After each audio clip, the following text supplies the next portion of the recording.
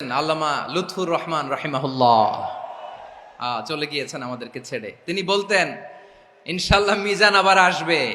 একটা মাহফিলে 10 লাখ 15 লাখ লোক হওয়া, এটা দুনিয়ার কোনো রাষ্ট্রপ্রধানের ইতিহাসেও নেই।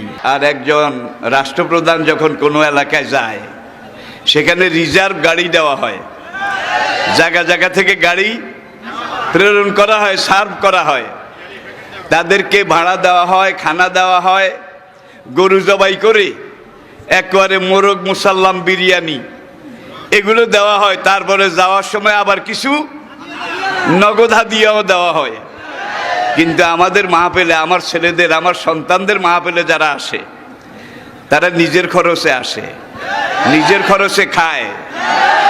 সোজা কথা, সংক্ষিপ্ত কথা, চূড়ান্ত কথা, শেষ কথা, মিজান আবার আসবে, বিজয়ীর বেশে আসবে।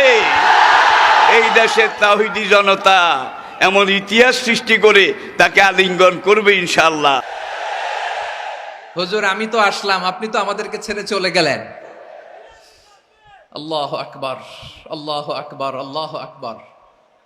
গলায় কোনো সুর ছিল না, সুর দিয়ে কথা বলতেন না, কিন্তু এত চমৎকার শব্দের বুনন, এত চমৎকার প্রেজেন্টেশন, এত চমৎকার ভাবে ঐতিহাসিক বর্ণনাগুলো তিনি উপস্থাপন করতেন। মন্ত্রমুগ্ধ হয়ে আমরা আল্লামা লুৎফুর রহমানের কথা শুনেছি।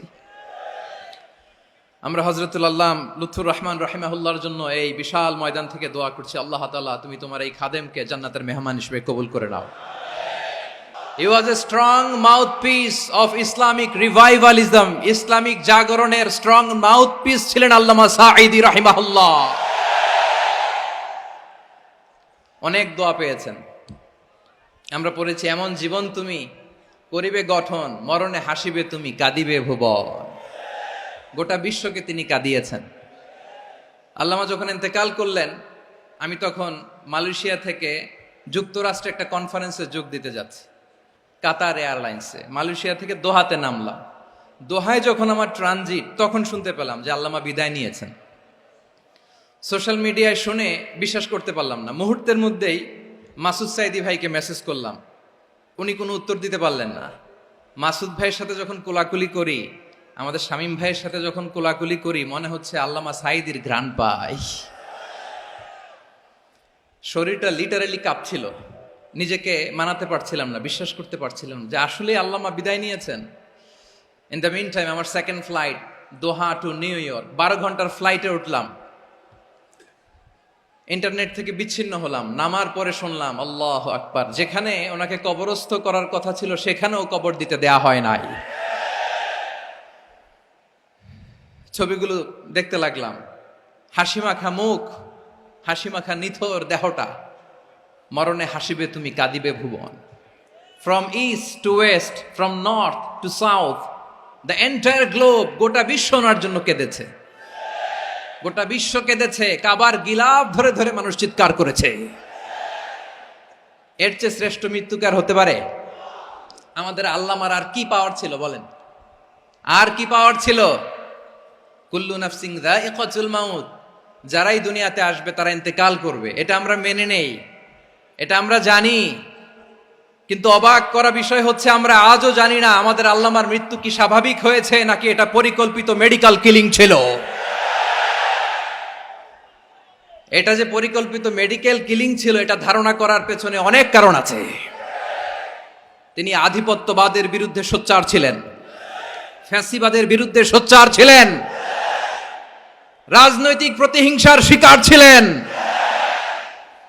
এজন্য এটা মেডিকেল কিলিং হতে পারে, এ ধারণা আমরা করতেই পারি। আওয়াজ করে বলেন ঠিক কি না? যেই সময়টা আমরা কাটাচ্ছি, এত সুন্দর সময় বাংলাদেশ আর পাবে না। আমাদের জন্মের পর থেকে এরকম চমৎকার সময় আমরা পাই নাই।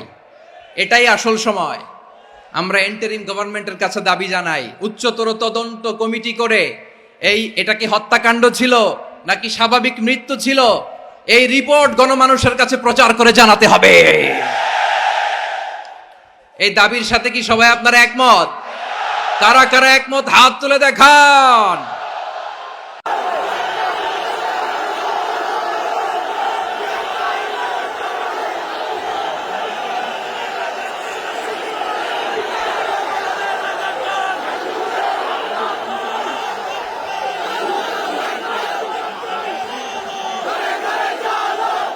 প্রিয় চট্টলাবাসী, আল্লাহ তাআলা তার এই মুখলেস গোলামকে তার জান্নাতুল ফেরদাউসের মেহমান হিসেবে কবুল করুক, তার জীবনের সকল খেদমাগুলোকে কবুল করুক, জান্নাতুল ফেরদাউসের আলা মাকামে তাকে মেহমান হিসেবে কবুল করুক।